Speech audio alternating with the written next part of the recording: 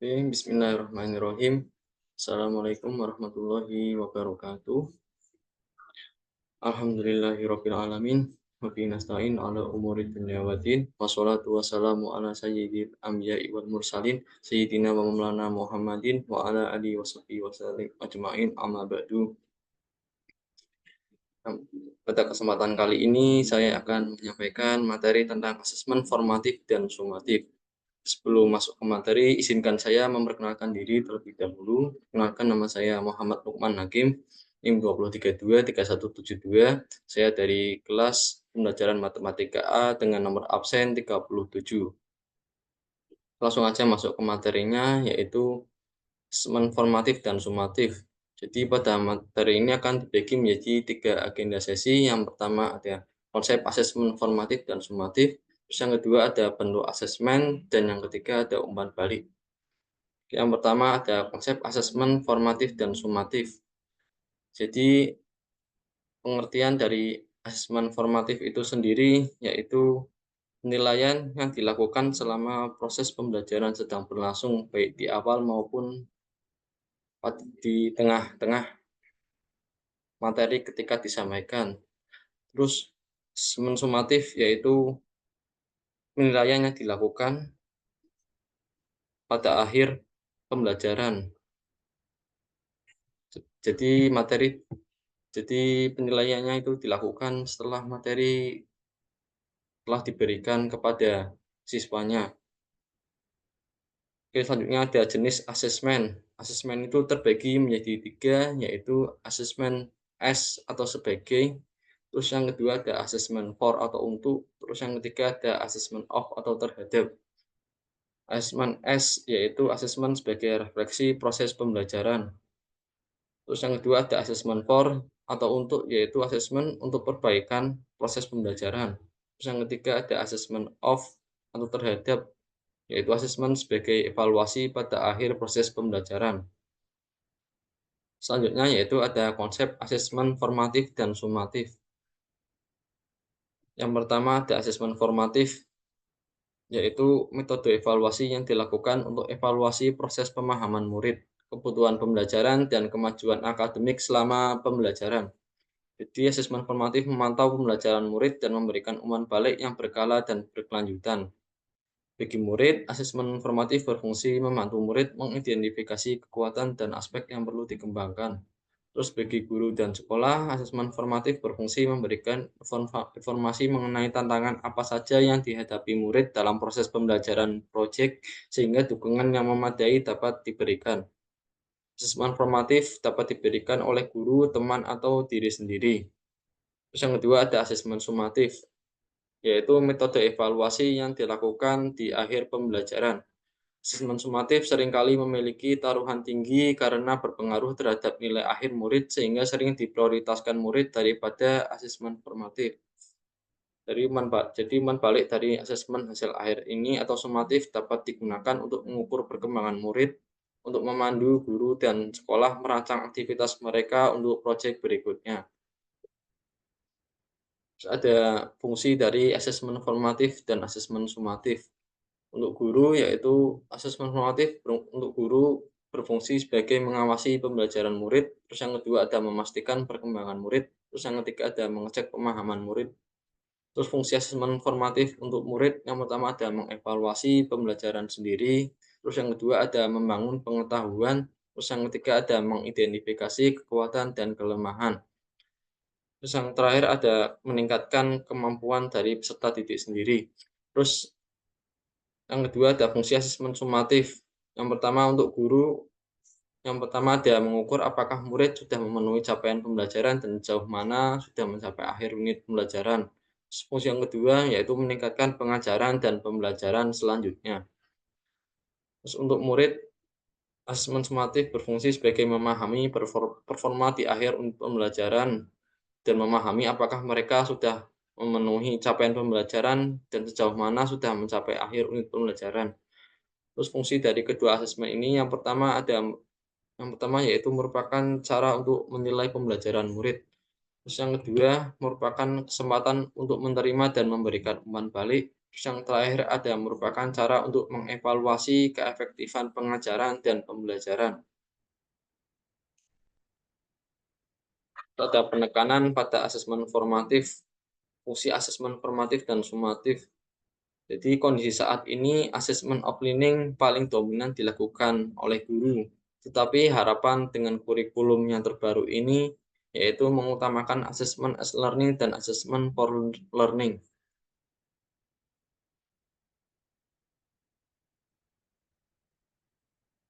Terus ini ada proporsi fungsi asesmen as for and of learning. Jadi pada kurikulum ini guru diharapkan memberi proporsi lebih banyak pada pelaksanaan asesmen formatif daripada menitikberatkan orientasi pada asesmen sumatif. Harapannya ini akan mendukung proses penanaman kesadaran bahwa proses lebih penting daripada sebatas hasil akhir. Jadi jumlah asesmen formatif sebaiknya lebih banyak daripada jumlah asesmen sumatif. Terus yang kedua, ada jelaskan tujuan asesmen formatif adalah untuk perbaikan dan pengembangan diri. Asesmen formatif dapat membantu mereka mendapatkan nilai yang lebih baik dalam asesmen sumatif di akhir, juga untuk mengoptimalkan kegiatan pembelajaran. Bangun keterkaitan antara asesmen sumatif dan formatif, yaitu dengan merancang asesmen formatif yang berkontribusi pada tugas sumatif dapat menurunkan beban kerja murid dan memperjelas relevansi tugas formatif. Mengapa keseimbangan asesmen formatif dan sumatif penting? Karena untuk mengubah paradigma belajar yang menitik beratkan pada nilai menjadi belajar yang menitik beratkan pada proses. Jika ketergantungan pada asesmen sumatif masih terjadi dengan umpan balik yang sedikit, maka dapat menghambat proses murid untuk mengalami pengetahuan. Terus yang kedua ada Terus yang kedua itu ada bentuk asesmen.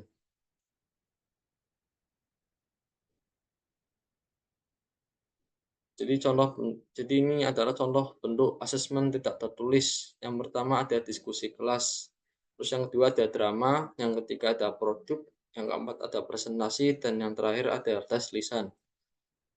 Yang pertama diskusi kelas dapat mengembangkan kemampuan berkomunikasi murid di depan publik dan mengemukakan pendapat, serta melatih murid untuk belajar berdemokrasi, mendengarkan dan menerima pendapat orang lain yang mungkin berbeda dengannya, juga merespons pendapat tersebut dengan cara yang sopan dan simpatis. Terus yang kedua ada drama, yang pertama mengembangkan kemampuan seni peran dan berkomunikasi murid, serta mendorong murid untuk melihat sebuah masalah dari perspektif yang berbeda sehingga dapat menumbuhkan jiwa empati dan berpikiran kritis murid. Terus yang ketiga ada produk, maksudnya itu membuat modul miniatur 3 dimensi atau diorama, produk digital, produk seni, dan lain-lain. Terus yang kedua ada mengembangkan kreativitas. Terus yang ketiga ada menanamkan pengertian mengenai sebuah peristiwa. Terus yang keempat ada presentasi, yaitu fungsinya mengembangkan kemampuan berkomunikasi. Terus yang serta mendorong murid untuk memahami topik presentasi dengan mendalam. Yang kelima ada tes lisan, yaitu berfungsi sebagai kuis tanya jawab secara lisan serta mengonfirmasi pemahaman murid dan menerapkan umpan balik. Selanjutnya yaitu ada refleksi. Contoh bentuk asesmen tertulis. Terus yang pertama yaitu ada refleksi, yang kedua ada jurnal, yang ketiga ada esai, yang keempat ada poster, dan yang terakhir ada tes tertulis. Jadi yang pertama ada refleksi, fungsinya yaitu dapat melatih murid untuk berperan aktif dalam mengevaluasi pembelajaran mereka sendiri dan memikirkan bagaimana cara mereka dapat memperbaiki diri. Terus yang kedua ada hasil refleksi ini dapat digunakan guru untuk melihat sisi lain proses pembelajaran murid. Terus yang kedua ada jurnal, yaitu fungsinya yang pertama yaitu dapat melatih kemampuan murid untuk mengorganisasi dan mengekspresikan ide atau pemikiran mereka dalam bentuk tulisan. Yang kedua yaitu ada biasanya ditulis dengan bahasa yang kurang formal sehingga memberikan murid kebebasan berpikir kreatif dan menjadi alat untuk murid merefleksikan perkembangan mereka secara berkesinambungan. Terus yang ketiga ada esai. Fungsinya yaitu mengasah keterampilan nulis akademik. Murid seperti mengembangkan argumen, menyajikan bukti, mencari sumber terpercaya untuk mendukung argumen, dan menggunakan referensi dengan tepat, dan mengembangkan cara berpikir kritis dan daya analisis murid itu sendiri. Terus yang keempat ada poster, fungsinya yaitu dapat mendorong kemampuan murid untuk mengeksplorasi topik dan mengkomunikasikan pemahaman mereka dengan cara semenarik mungkin. Terus yang terakhir ada tes tertulis, yaitu dapat berupa kuis pilihan ganda, kuis pertanyaan, serta dapat menerapkan umpan balik. Yang terakhir ada agenda yang terakhir yaitu ada umpan balik. Jadi mengapa umpan balik itu penting? Karena umpan balik merupakan kumpulan informasi mengenai bagaimana seorang melakukan suatu kegiatan. Umpan balik biasanya berisi hal baik yang sudah dilakukan, hal yang butuh perbaikan, dan hal yang bisa dikembangkan untuk aktivitas selanjutnya. Jadi bagi guru, umpan balik dapat memberikan informasi perkembangan murid untuk memodifikasi pengajaran dan pembelajaran di masa depan. Terus bagi murid sendiri, yaitu umpan balik dapat membantu murid untuk mengetahui kelebihan dan kekurangan mereka sehingga murid dapat mengatur dan merasa berperan dalam proses pembelajaran mereka. Terus yang kedua adalah memberikan umpan balik kepada sesama teman, juga memberikan kesempatan bagi murid untuk belajar dari satu sama lain. Ada 10 prinsip pemberian umpan balik yang efektif.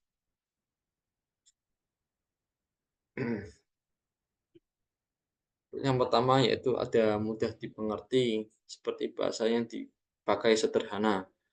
Terus transferable, fokus kepada proses pembelajaran yang mengembangkan keterampilan yang lintas pekerjaan dan konteks kehidupan. Terus yang ketiga ada melihat ke belakang, yaitu mengacu kepada kemampuan dan pencapaian murid yang diketahui dari penilaian sebelumnya. Terus yang keempat ada spesifik, yaitu berhubungan langsung dengan aktivitas yang dinilai. Yang kelima ada lebih dari penilaian, yaitu berarti bukan hanya fokus pada penilaian performa, tetapi juga kepada pencapaian target pembelajaran profil. Terus yang keenam ada tepat waktu, yaitu cukup waktu agar bisa dipakai untuk memperbaiki diri di kegiatan berikutnya. Terus prinsip yang ketujuh yaitu ada kontekstual, yaitu dihubungkan dengan capaian pembelajaran profil dan kriteria penilaian aktivitas. Terus yang kedelapan ada seimbang, yaitu memberikan pujian atas pencapaian juga masukan untuk perbaikan. 9 yaitu melihat ke depan, maksudnya itu memberikan masukan bagaimana memperbaiki diri untuk tugas atau proyek berikutnya. Terus yang terakhir atau yang ke-10 yaitu selektif, yaitu dapat memberikan komentar yang detail terhadap 2 atau 3 hal yang bisa dikerjakan oleh murid. Umpan Terus yang selanjutnya itu ada membuat umpan balik yang efektif. Jadi untuk membuat umpan balik yang efektif itu harus terdiri dari yang pertama ada feed up atau mengklarifikasi tujuan dengan murid. Terus yang kedua ada feedback, yaitu tanggapan atas pekerjaan murid dan kemajuan mereka. Terus yang terakhir ada feed forward atau saran bagi murid untuk dipakai di masa depan menggunakan data dari feedback. Yang kedua dia membutuhkan tujuan dan sasaran yang jelas dan dapat dimengerti oleh murid dan guru. Yang ketiga ada memungkinkan murid untuk mengidentifikasi, yang pertama ada apa yang mereka ketahui, yang kedua ada apa yang mereka pahami, yang ketiga ada di mana mereka membuat kesalahan, terus yang keempat ada di mana mereka memiliki kesalahpahaman, terus yang terakhir ada kapan mereka terlibat atau tidak terlibat dalam pembelajaran.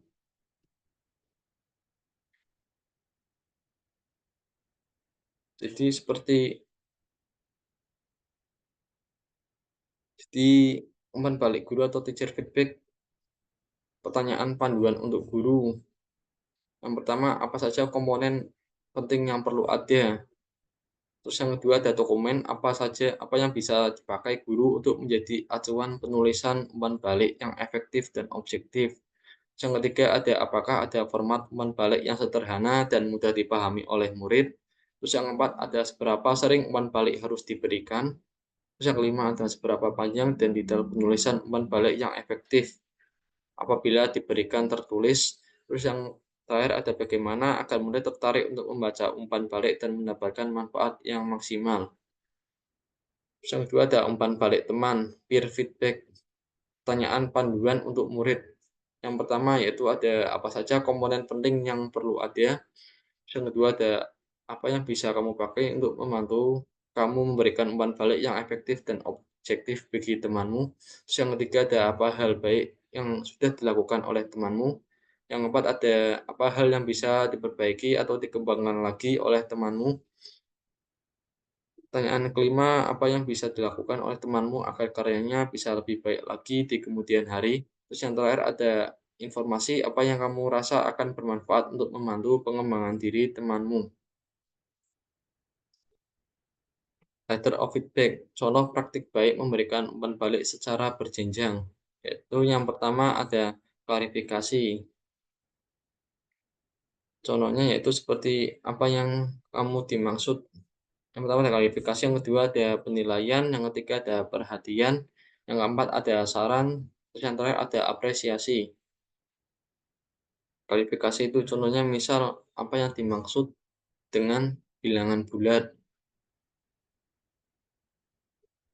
Terus penilaian,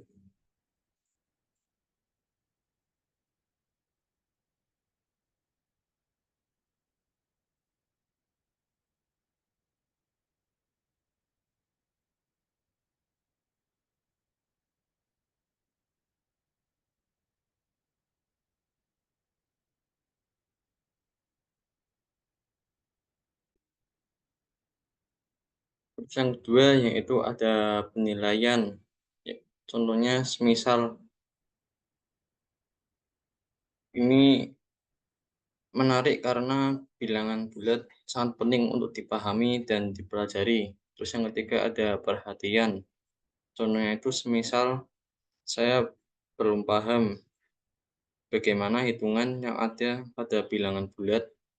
Terus yang keempat ada saran, yaitu contohnya semisal,